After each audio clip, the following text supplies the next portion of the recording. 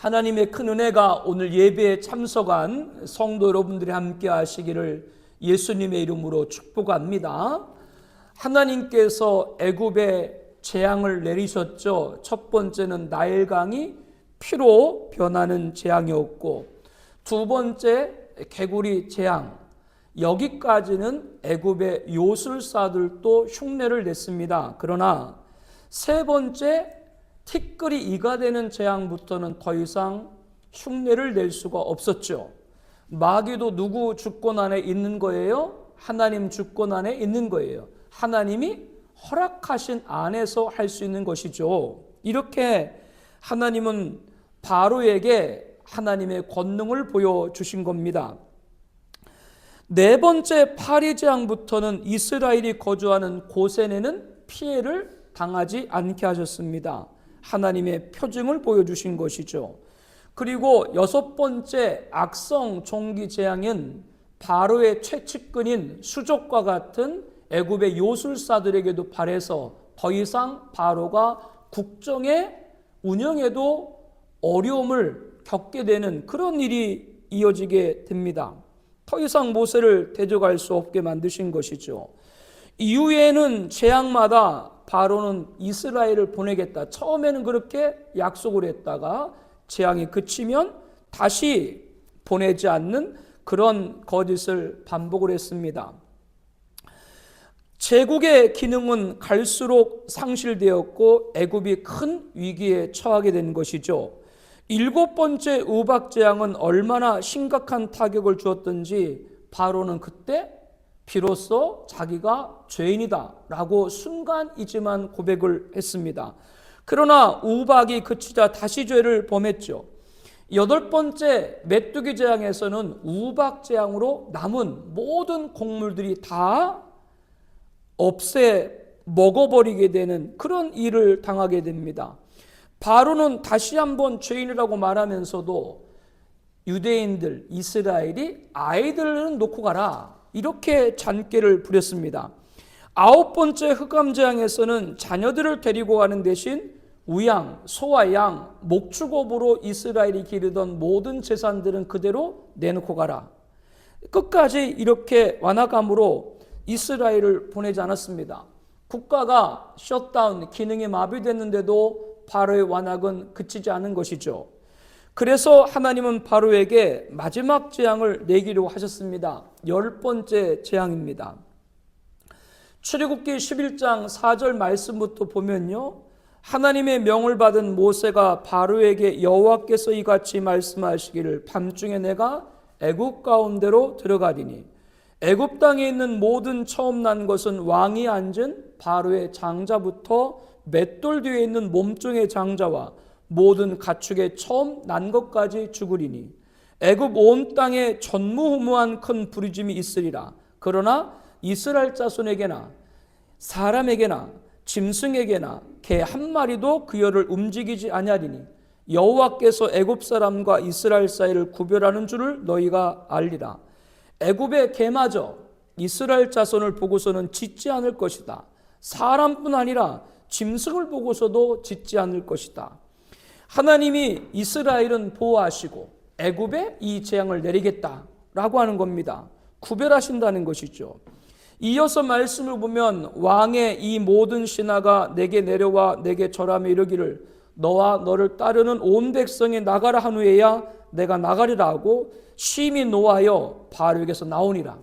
즉 모세가 바로에게 너와 너의 신하들이 내 앞에 굴복하게 될 것이다 이렇게 말을 남기고 떠났다라고 하는 것이죠.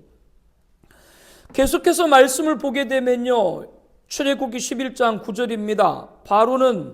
하나님은 바로궁에서 나온 모세에게 바로가 너희의 말을 듣지 아니하리라. 그러므로 내가 애굽 땅에서 너희 기적을 더하리라. 너희 기적을 더하리라. 모세와 아론이 이 모든 기적을 바로 앞에 행하였으나 여호와께서 바로의 마음을 완악하게 하셨으므로 그가 이스라엘 자손을 나라에서 보내지 아니하였더라 라고 하였습니다.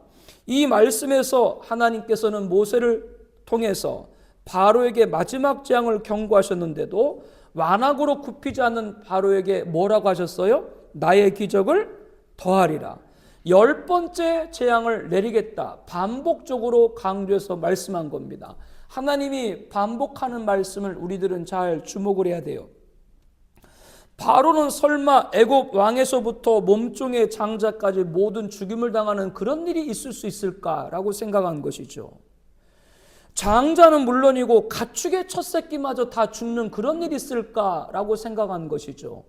그 앞서 9가지 있을 수 없는 재앙이 있었음을 자기 눈으로 봤음에도 불구하고 10번째 재앙? 그런 것이 있을까? 완악의 극치입니다. 애굽 온 땅에 전무만 큰 부르짖음이다. 뭐 그런 게 어딨어 생각을 하는 것이죠.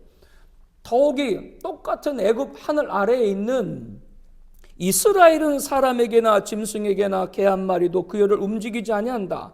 이런 말도 안 되는 소리다. 이렇게 바로는 생각을 한 겁니다. 10번째 재앙으로 애굽의 모든 큰아들과 가축에 처음 난 것도 죽으려고 했지만 바로는 끝까지 뭐를 버리지 않은 거예요? 완악을 버리지를 않은 것이죠. 9가지 재앙이 이미 쏟아졌는데도 바로는 움직이지를 않았습니다. 우리에게 무엇을 알게 합니까? 바로는 끝까지 하나님을 찾지 않았습니다. 완악은 신성을 잃게 한다. 오늘 말씀의 첫 번째 가르침입니다. 신성은 하나님을 아는 마음입니다. 바로는 하나님을 안 찾았죠. 인간에게는 육체가 있고 영혼이 있습니다. 육체는 쾌락을 추구하는 영역이라고 말할 수 있습니다. 그러나 영혼은 하나님을 찾는 영역, 신성을 찾는 영역이다. 이렇게 대비해서 말씀을 드릴 수 있죠. 인간은 육체적인 즐거움이 전부가 아닙니다. 세련되게 메이크업을 하고 고급 드레스로 꾸미고 화려한 보석으로 치장을 하고, 우리 교회도 예전에 어떤 분이 오셨는데 저는 그걸 잘 모르잖아요.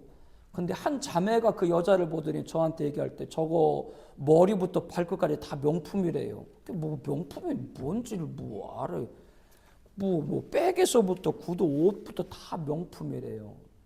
뭐 그렇게 치장을 하고 쇼핑에다, 문화에다, 레저에다 만끽을 하고 여행과 맛집과 명품을 차려다 보녀도 어딘가 인간은 다 채울 수 없는 공허함을 갖게 됩니다. 왜 그 모든 것을 다 갖고 누렸는데 공허할까요? 지난번에 반포인가요? 대교에서 포르쉐가 떨어졌죠. 그리고 밑에 있던 다른 차도 또 부딪히고, 그 안에 보니까 여러 약물 주사기가 거기에 발견이 돼서 큰 논란이 됐죠. 타긴 타도 포르쉐를 타야 되나 봐. 그냥 떨어져도 안 죽지. 다 차 바꿔요, 오늘 다 전부 가서.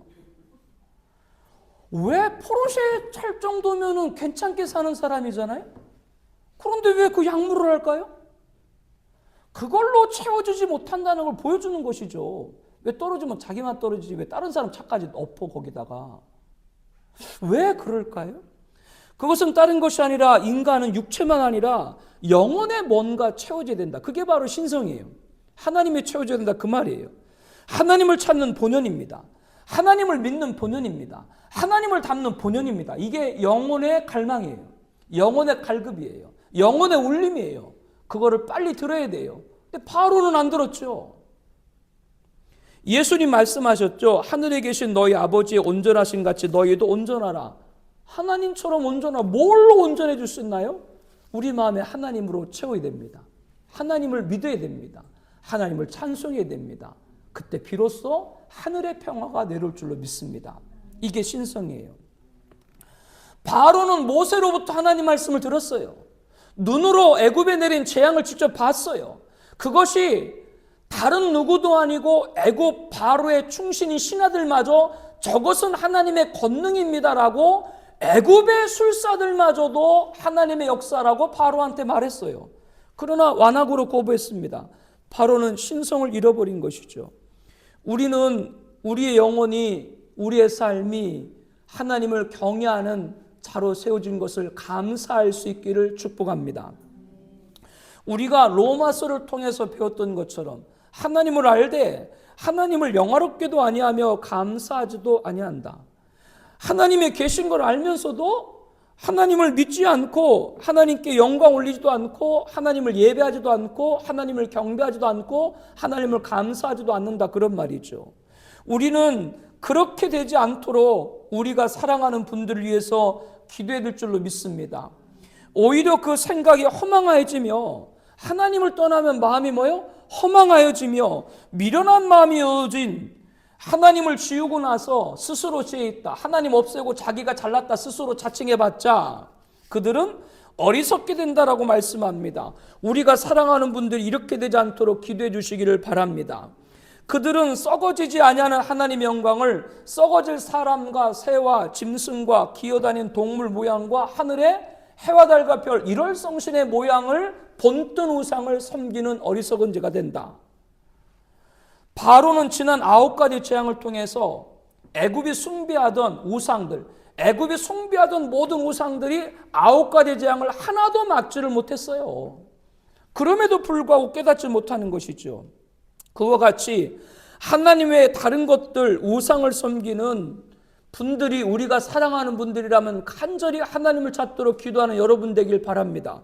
믿을 거 하나님밖에 없다는 거 빨리 알아야 돼요. 하나님밖에 없어요. 여러분들 빨리 돌아와야 돼요. 지금 여러분이 계획하고 여러분이 노력하고 여러분이 경주하는 게 잘못됐다라고 하는 게 아니에요. 여러분이 계획하고 소망하고 노력하고 경주해야 돼요. 그 모든 것이 하나님의 인도를 받길 축복합니다. 큰아들 장자가 죽는 10번째 재앙은 바로의 권위를 공격하는 거예요. 뭐냐면 애굽 사람들은 바로를 신과 동등하게 믿었어요.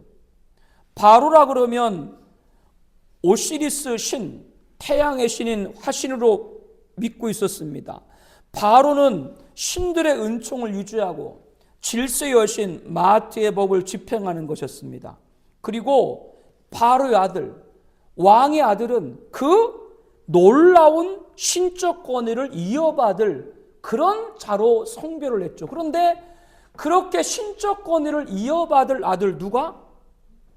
그 바로의 큰아들이 죽임을 당했죠. 그러니까 바로의 신적 권위가 아무것도 아니다라고 하는 게 무너진 것이죠. 지난 주일날 새벽에 이란 9시 45분에 아침 식사를 측근과하던 하메니 최고 지도자가 목숨을 잃었죠. 공습으로. 아무것도 아닌 거예요. 지금 그의 아들이 지금 차기 국가 최고 지도자로 옹립을 하려고 하죠. 그런데 미국이 또 참수하겠다고 하죠. 두려워 떨잖아요. 신적 권위가 인간에게 나올 수 없다. 이거를 우리에게 보여주고 있는 것이죠. 여러분, 신성이라고 하는 건 우상에게서 나오는 것이 아니라 하나님으로부터 주어지는 것인 줄로 믿습니다. 절대 그러므로 하나님을 찾는 본연, 여러분들 마음이 하나님을 찾는 울림이 있을 때 외면하면 안 됩니다. 신성을 잃어버리면 안 된다, 그 말이에요. 신성이 가득한 신성의 나라, 신성이 가득한 신성의 가정, 신성이 가득한 신성의 기업이 될 때 여러분 하나님이 통치할 줄로 믿습니다. 그 은혜를 축복합니다. 하나님을 하나님으로 알고 찬양하고 경배하고 영광 올려드리기를 축복합니다. 그것만이 살 길이에요. 하나님을 잃지 말아라. 하나님을 찾는 그 울림을 외면하지 말아라. 신성을 찾으라. 오늘 말씀의 첫 번째 가르침입니다. 출애굽기 11장 1절에 보게 되면요, 여호와께서 모세에게 내가 이제 한 가지 재앙을 바로와 애굽에게 내릴 후에야 그가 너희를 여기서 내보내리라. 그가 너희를 내보낼 때는 여기서 반드시 다 쫓아내리라 라고 말씀을 합니다. 이어서 말씀을 보면 백성에 말하여 사람들이 각기 이웃들에게 너는 백성이 일러서 남자는 이웃에 사는 남자에게, 여자는 이웃에 사는 여자에게, 즉 이스라엘 사람들에게 이렇게 말하는 거예요. 너희 옆집에 사는 애굽인들 남자에게, 여자 이스라엘인들에게는 너희 옆집에 사는 여자 애굽인들에게 말하라. 뭘 말하라면 지금 이스라엘이 이웃에 사는 애굽 사람들에게 당신들 은금과 패물을 구하라. 애굽 당신들 은금과 패물 다 나한테 줘라. 누가? 이스라엘이 그렇게 하라고 하나님이 지금 말하는 거예요. 이게 말이 돼요? 지금 10가지 재앙까지 와가지고 애굽 사람들은 다 죽게 되었고 그로 인해 가지고 애굽 사람들의 증오는 극에 달았는데 그들을 향해서 이스라엘이 뭐를 구하라고요? 애굽 사람의 은금을 다 달라. 이렇게 구하라고 하는 게 이게 말이 되냐고요. 그런데 11장 3절에 보게 되면 하나님이 이렇게 말씀하죠. 이스라엘 백성으로 애굽 사람의 은혜를 받게 하셨고 하나님의 사람 모세는 애굽 땅에 있는 바로 신하와 백성 눈에 아주 위대하게 보이도록 하겠다. 걱정하지 말아라. 너희들이 은금을 애굽인들에게 요청을 하더라도 오히려 애굽 사람들이 이스라엘 향해서 은혜를 받았다. 모세는 위대한 사람이다. 그렇게 애굽 사람이 칭할 것이다. 이런 얘기인 거예요. 그러므로 그들을 갖고 있는 은금 패물을 갖고 나오라라고 하는 것이죠. 앞서서 하나님은 바로에게 최종적인 재앙, 장자가 죽는 재앙을 내리겠다라고 말씀하신 후 이런 말씀을 하신 것이 좀 의아하게 들리지 않습니까? 그렇게 무시무시한 심판을 하시겠다라고 말씀한 후에 애굽이 당할 큰 고통을 바로 이어서 말씀한 것이 아니라 이스라엘이 많은 부를 갖고 나오도록 하겠다. 이 약속을 해주셨다라고 하는 것이죠. 이게 도대체 무슨 말인가? 우리 노예에 조남이 오자, 병자, 주자 들어가는 목사님이 있어요. 그래서 자기는 오병이어의 기적을 행하는 목사래, 오병주. 근데 내가 뭐라는 줄 알아요? 아니다, 당신은 병 주고 약 줘가지고 오병주다 그랬어요. 아니 이게 하나님이 병 주고 약 주는 것도 아니고 아니 그거 다 주고 가는 애굽 사람들한테 은금을 달라. 이게 도대체 뭔 말이냐. 애굽이 개국 이래 없었던 참혹한 10번째 장을 내리면서도 하나님은 애굽 땅에 있는 자기 백성을 구원받는 게 첫 번째고 그 다음에 구원받은 이스라엘이 430년간 노역한 그 대가를 다 받도록 하신 거죠. 하나님은 성도가 교회에 헌신하는 것에 보응하는 줄로 믿습니다. 또한 하나님은 세상의 성도에게 착취한 것을 보상하게 할 줄로 믿습니다. 하나님은 자기 백성을 구원하시고 세상에서 정당하게 받아야 될 것을 받게 하시는 분이라고 하는 것이죠. 하나님께서 예전에 이 본문부터 40년 전에 모세가 장인 이드로 양떼를 미디안 광에서 쳤을 때 그때 하나님이 모세를 불렀잖아요. 그때 처음 모세를 부를 때 오늘 본문부터 40년 전 그때도 하나님이 모세한테 말씀했어요. 출애굽기 3장 21절입니다. 내가 애굽 사람으로 우리 말씀 같이 읽을까요? 내가 애굽 사람으로 이 백성의 은혜를 입게 할지니 너희가 나갈 때 빈손으로 가지 아니리니 여인들은 모두 그 이웃 사람과 자기 집에 거래하는 여인에게 은패물과 금패물과 의혹을 구하여 너희 자녀를 꾸미라. 너희는 애굽 사람들의 물품을 취하리라.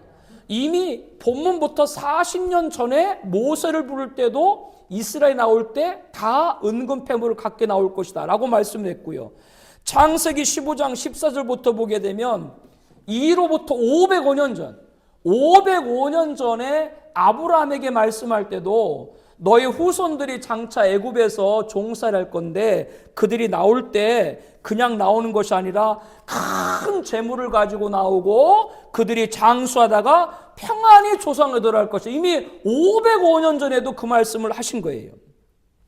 이 말씀대로 10가지 재앙 중에서 마지막 재앙 못은 애굽의 장자들이 죽임을 당하고 난 다음에 바로는 31절 출애굽기 12장 31절에 보니까요. 모세와 아론을 불러서 너희와 이스라엘 자손이 일어나 내 백성 가운데 떠나 너희의 말대로 가서 여호와를 섬기며 너희 말한 대로 너희 양과 너희 소도 몰아가라. 그리고 35절에 이어서 말씀하죠. 함께 볼까요? 이스라엘 자손이 모세의 말대로 하여 애굽 사람에게 은금패물과 의복을 구하며 여호와께서 애굽 사람들에게 이스라엘 백성의 은혜를 잊게 하사 그들이 구하는 대로 주게 하심으로 그들이 애굽 사람의 물품을 취하였더라. 아멘. 그뿐 아닙니다. 야곱이 이뿐 아니라요.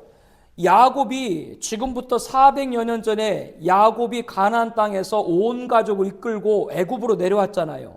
요셉의 부름을 인해서 그로부터 애굽에서 이스라엘에 살게 되고 이스라엘이 거기 애굽에서 번성을 했잖아요. 그때 야곱이 자기 모든 가족을 데리고 가나안 땅에서 애굽으로 내려왔을 때 가나안 땅이 비어 있겠죠. 애굽 무로 야곱과 가족이 갔으니까 야곱과 가족이 살던 가나안 땅은 비어 있었겠죠. 그 가나안 땅에 누가 살았어요? 가나안 족속들이 차지하고 살았습니다. 그래서 나중에 하나님이 출애굽한 이스라엘을 여호수아를 필두로 가나안을 다시 정복하게 하잖아요. 그때 가나안을 다시 정복하게 할 때 신명기 6장 10절에 보니까 이렇게 말씀을 하죠. 내 하나님 여호와께서 내 조상 아브람과 이삭과 야곱을 향하여 내게 주리라 맹세하신 땅으로 너를 들어가게 하시고 내가 건축하지 아니한 크고 아름다운 성읍을 얻게 하시며 내가 채우지 아니한 아름다운 물건이 가득한 집을 얻게 하시며 내가 파지 아니한 우물을 차지하게 하시며 내가 심지 아니한 포도원과 감람나무를 차지하게 하사 내가 배불리 먹게 하실 때, 이 말씀에서 나중에 이스라엘이 애굽에서 나와서 약속의 땅 가나안으로 들어가게 되면 거기에서 어떻게 가나안 족속들이 갖고 있던 건축하지 아니한 크고 아름다운 성읍을 차지하고 아름다운 물건이 가득한 집을 차지하고 파지 아니한 우물을 갖고 심지 아니한 포도와 감람나무 가목을 다 갖게 될 것이다.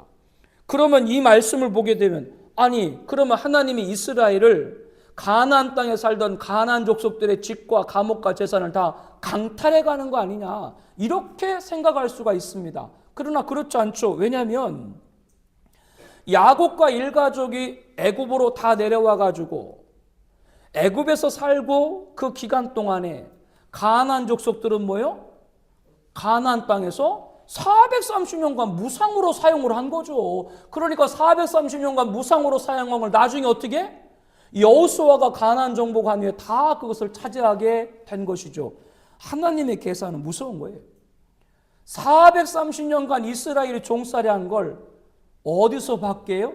애굽에서도 받게 하고 가나안 땅에서 받게 하고 두 배를 받게 하시는 분 줄을 믿습니다. 하나님의 섭리가 성경을 보면 놀라워요. 지금 미국과 이스라엘이 전쟁 중인데 사실상 미국과 이란이 전쟁 중인데 사실상 미국 뒤에 누가 있어요? 이스라엘이 있죠. 이스라엘과 지금 이란이 전쟁을 하고 있는 것인데 3년 전에 하마스가 이스라엘을 공격했을 때 그 3년 동안 지금 전쟁이 계속되면서 이스라엘이 주변에 있는 레바논이나 시리아나 예멘이나 이란까지 다 공격을 하고 지금 중동에는 이스라엘이 네타냐후 총리가 중동에는 다 실권을 잡고 있어요. 그러니까 우리가 생각하기에는 아니 이스라엘이 갑자기 중동에 팔레스타인에 간 후에 주변 나라를 다 억압을 다 그들을 빼앗는 것처럼 보이지만 잘 계산을 해보세요.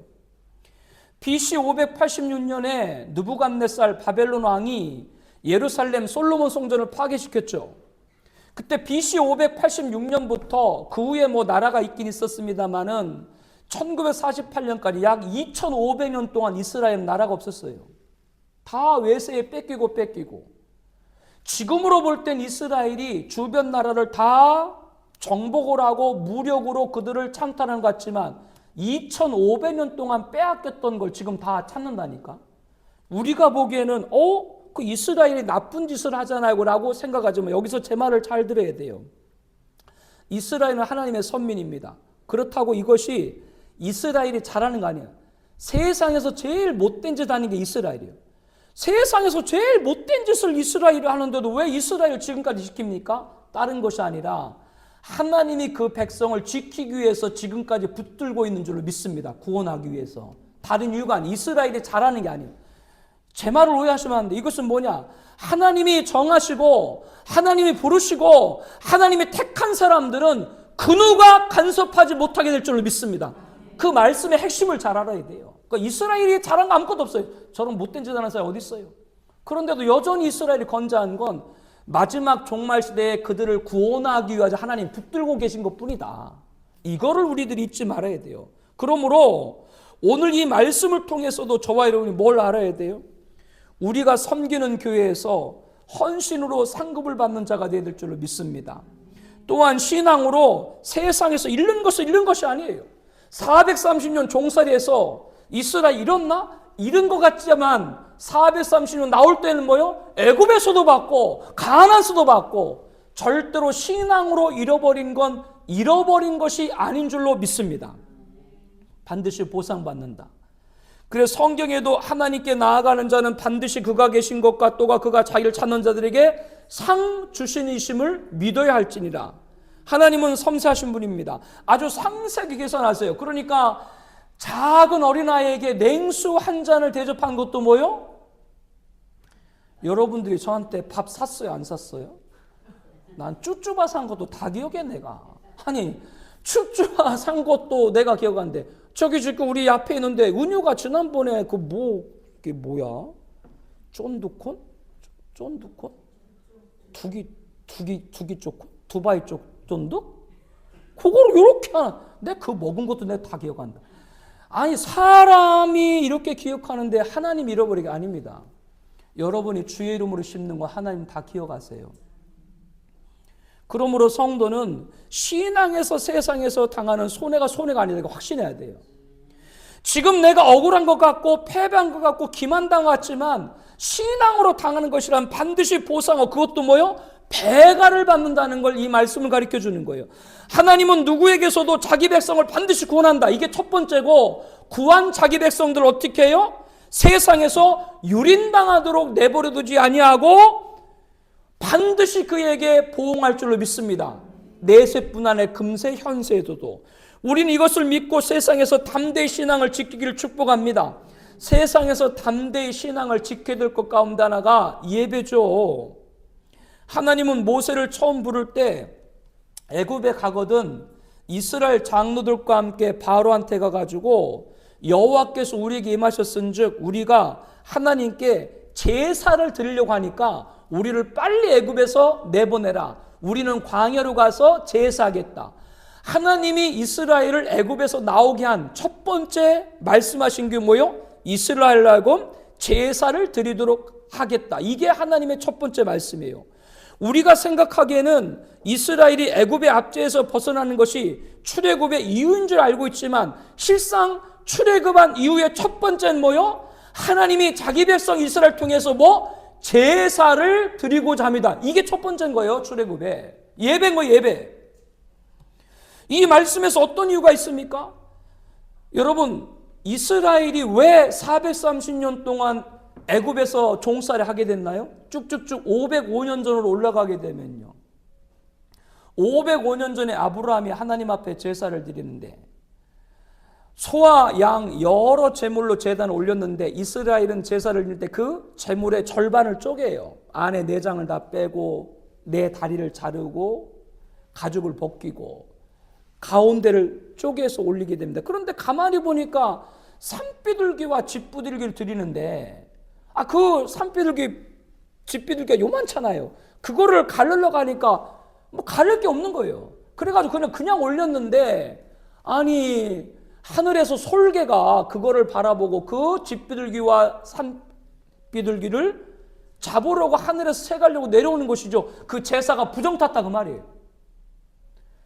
그 제사가 부정돼서 하나님께서 아브라함에게 뭐라 했냐면 네 후손이 400여년간 앞으로 이방에 객이 될 것이다. 우리가 생각하기에는 그거 집부들기 하나 그렇게 드렸다고 하나님께서 아브라함의 후손을 430년 애굽의 종살이에게 이렇게 생각할 수 있지만 이것을 통해서 우리에게 가르쳐주는 건 뭐예요? 아브라함이 실수한 제사를 그의 후손들이 온전한 제사로 바꾸게 한 줄로 믿습니다. 예배의 중요성을 가리키는 겁니다. 그거를 지금 하나님이 우리에게 말씀하는 거예요. 하나님께서 받으시고자 하는 예배를 자기 백성이 요구하시고 그들이 어떤 예배를 온전한 예배를 드리도록 하나님은 원하고 계신다라고 하는 것이죠. 하나님이 모세에게 이스라엘 백성들이 출애굽을 해서 모세가 하나님의 부름을 받은 곳 반드시 시내산, 호렙산 거기에 이스라엘을 다 이끌고 와가지고 거기서 예배하도록 하겠다. 그래서 그 시내산에서 예배드리고 시내산에 오른 모세가 무엇을 받게 돼요? 십계명을 받게 되는 거예요. 하나님이 예배로 부른 자리에 그 역사를 이루어 주신 것이죠. 그러므로 하나님이 영광 받으시고자 정하신 장소가 있다고 하는 걸 알아야 돼요. 하나님은 아무 곳에서 번제 예배를 드리지 말고 여호와께 택하신 곳, 지금 우리가 예배드리는 교회, 그곳에서 번제를 드리라, 예배를 드리라고 신명기 12장 13절 14절에 말씀합니다. 하나님께서 내가 섬길 교회가 있다고 말하는 거죠. 즉 하나님께서 내가 예배드릴 교회를 지정해 줬다라고 하는 거예요. 그뿐 아니라 또 내가 내게 명령한 모든 것을 거기서 행할지라, 하나님이 정해준 교회에서 충성할 걸 말씀하고 있고 그에 따른 복을 주시겠다라고 약속을 하신 것이죠. 그러므로 우리는 내가 예배드리는 교회가 분명해야 되고, 그 교회에서 주일성수를 하고 하나님 명령을 따라 헌신하는데 최선을 다해야 될 줄로 믿습니다. 하나님이 자기 백성 출애굽한 이후 이방에서 계기된 단초가 아브라함의 실수한 제사라고 말씀드렸죠. 그의 후손들이 이스라엘 다시 440년 후에 가나안 땅에 돌아와 온전한 제사로 영광 올리길 원하신 것이 하나님의 출애굽의 계획이에요. 하나님은 자기 백성이 어디서나 자유롭게 예배를 드리도록 원하십니다. 그런데 애굽은 그 장소가 아닌 것이죠. 그러니까 가나안으로 부르신 것이죠. 바꿔 말하면 왜 애굽이 무너졌는가? 왜 애굽이 무너졌는가? 하나님이 자기 백성 이스라엘을 예배하기 위해서 애굽을 무너뜨린 거예요. 예배를 손댄다? 그거는 하나님 좌시하지 않습니다. 오늘 저와 여러분들이 성전으로서, 이제 예수 믿어 우리가 성전이 있잖아요. 우리가 하나님의 성전이고 우리가 성령의 전이기 때문에 온전한 예배자로 이 말씀의 중대함을 통해서 다시 한번 각인하고 결단하는 여러분 되시길 축복합니다. 성도 여러분들이 다 아시는 것처럼 우리 교회는 24시간 개방을 하고 있습니다. 누구나 언제나 찾아와서 기도할 수 있기를 소망합니다. 누구나 언제나 찾아와서 찬양할 수 있기를 소망합니다. 누구나 언제나 찾아와서 말씀 듣기를 소망합니다. 누구나 언제든 찾아와서 예수님 영접하기를 소망합니다. 그리고 무엇보다도 예배를 잃은 자들이 찾아와서 예배가 회복되기를 축복합니다. 예배가 회복되어서 세상에서 지게 될 신앙, 예배로 잃은 것을 두려워하지 않는 자가 되길 축복합니다. 신앙으로 지금 손해를 보는 것 같고 예배 때문에 무슨 불이익을 당하는 것 같고 절대로 하나님 그렇지 않다. 오늘 말씀을 통해 뭘 가르쳐줬다고요? 이스라엘이 애굽에서 나오면서 몇 배를 애굽에서도 받게 하고 가나안에서 받게 했다. 2배를 받게 했다. 예배를 잃어버리지 않는 자에게 주시는 복인 줄로 믿습니다. 그러므로 신앙을 통해서 잃어버린 게 아니다. 믿음 때문에 손해보는 거 손해보는 것이 아니다. 예배 때문에 내가 지금 불이익을 당하는 것이 아니다. 하나님은 다 보고 계시고 반드시 보응한다. 오늘 말씀의 두 번째 가르침에 절대 예배를 잃어버리지 말아라 라고 하는 겁니다. 10가지 재앙에 대해서 출애굽기 12장 29절에 밤중에 여호와께서 애굽 땅에서 모든 처음 난 것 곧 왕위 앉은 바로의 장자부터 옥에 갇힌 사람의 장자까지와 가축의 처음 난 걸 다 치심에 왕궁의 바로부터 어디까지? 옥에 갇혀 있는 죄인의 장자까지. 그러니까 애굽에 한 사람도 장자의 죽음을 피할 수 없었다. 그 얘기를 하는 거죠. 그 밤에 바로와 그 모든 신하와 모든 애굽 사람이 일어나고 애굽에 큰 불임이 있었으니 이는 그 나라의 죽임을 당하지 아니한 집이 하나도 없었더라. 애굽 개국 이래 이러한 비극이 없었다라고 성경은 증언하고 있습니다. 절망과 시리에 빠진 바로는 그날 밤 모세를 부르죠. 출애굽기 12장 31절에 이렇게 말합니다. 너희와 이스라엘 자손은 일어나 내 백성감 떠나 너희의 말대로 가서 여호와를 섬기며 너희가 말한 대로 너희 양과 너희 소도 몰아가고 나를 위하여 축복하라. 애굽 사람들은 말하기를 우리가 다 죽은 자가 되도다 하고 그 백성을 채축하여 그 땅에 속히 내보내려. 바로부터 모든 애굽 사람들이 더 이상 이스라엘 붙잡았다간 장자만 아니라 모든 사람들이 다 죽게 되었다라고 생각을 한 것이죠. 두려움에 떨었습니다. 상상조차 할 수 없던 일들, 너무나 큰 재앙이 애굽에 내린 거죠. 이스라엘 백성들도 지체하지 않았습니다. 애굽을 떠난 후 먹으려고 준비했던 발효, 아직 다 효소, 부풀지도 않은 떡을 빨리빨리 챙기고, 그리고 모세 말대로 애굽 사람에게 은금과 폐물을 구해서 다 챙기고, 그리고 하나님께서 말씀한 대로 애굽 사람들에게 이스라엘 백성은 오히려 은혜 받았다. 그리고 모세를 위대한 사람이다 이렇게 칭함을 받게 하시고 애굽 사람의 물품을 다 취하고 애굽에서 이제 나오게 되는 것이죠. 하나님은 이스라엘이 나오려고 바로에서부터 애굽의 모든 사람의 장자를 죽게 했습니다. 출애굽은 애굽의 바로와 백성의 큰 아들이 죽임으로 이루어졌습니다. 애굽에게는 심판이지만 이스라엘에게는 구원이었던 것이죠. 이후 하나님은 이스라엘 출애굽의 대역사를 대대로 잊지 않게 하려고 이스라엘에게 모든 장자는 하나님의 것으로 하는 규례를 정했어요. 그게 오늘 우리가 봉독한 출애굽기 13장 11절부터 16절 말씀입니다. 이것을 초태생이라 그래요. 처음 열고 나왔다 그런 뜻입니다. 처음 시작한 것, 즉 태에서 처음 난 건 다 누구의 것이다? 하나님의 것이다. 사람이나 짐승이나 처음 난 것은 모두 거룩하게 구별해서 하나님께 드리도록 했습니다. 그래서 장자, 초태생은 누구 소유예요? 하나님의 소유로 다 바쳐지게 했어요. 가축의 첫 새끼를 희생제물로 드렸죠. 그런데 문제는 사람의 첫 아들, 사람을 번제로 드릴 수 없잖아요. 그래서 사람을 장자는 뭐예요? 그 수만큼 레인을 한 명을 뽑아요. 레인을 한 명 뽑아서 레인은 뭐 하는 일이에요? 성전을 봉사하는 사람이에요. 그래가지고 이스라엘은 장자 한 명이 생기면 누구를?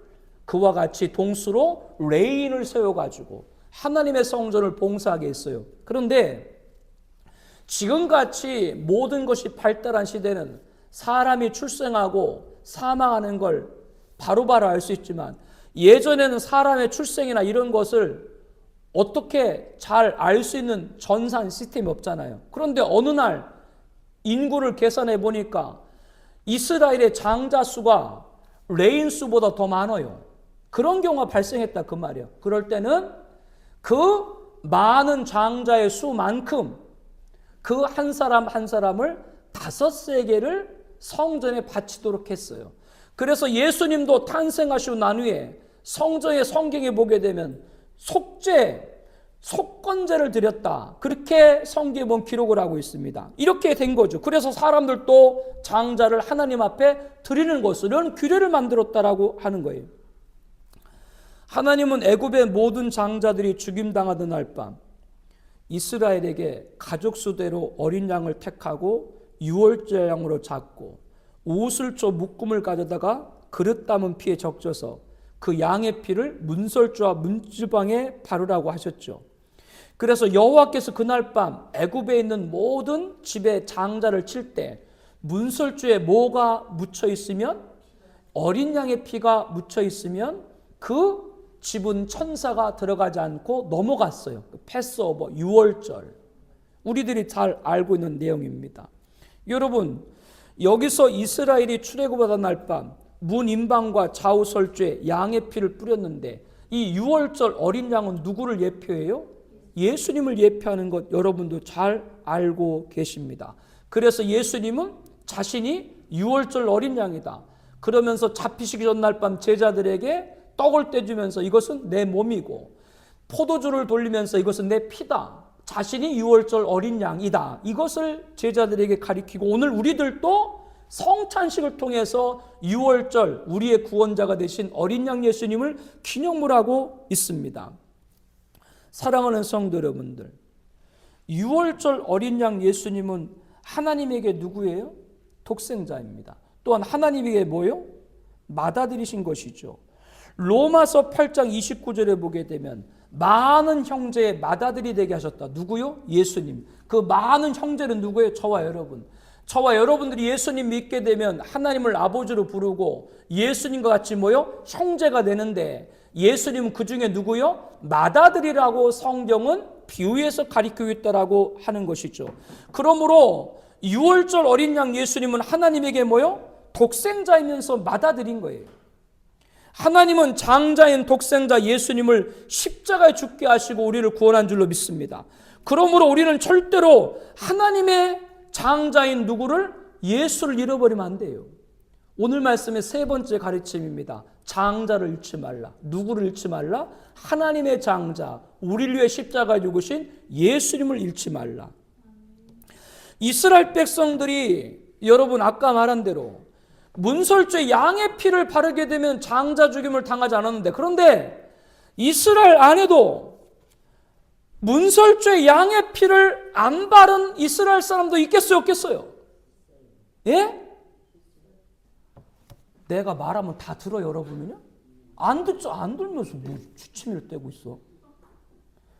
이스라엘 중에도 모세가 그렇게 얘기해도 어린 양의 피를 문설주에 바른 사람이, 안 바른 사람이 있겠어요, 없겠어요?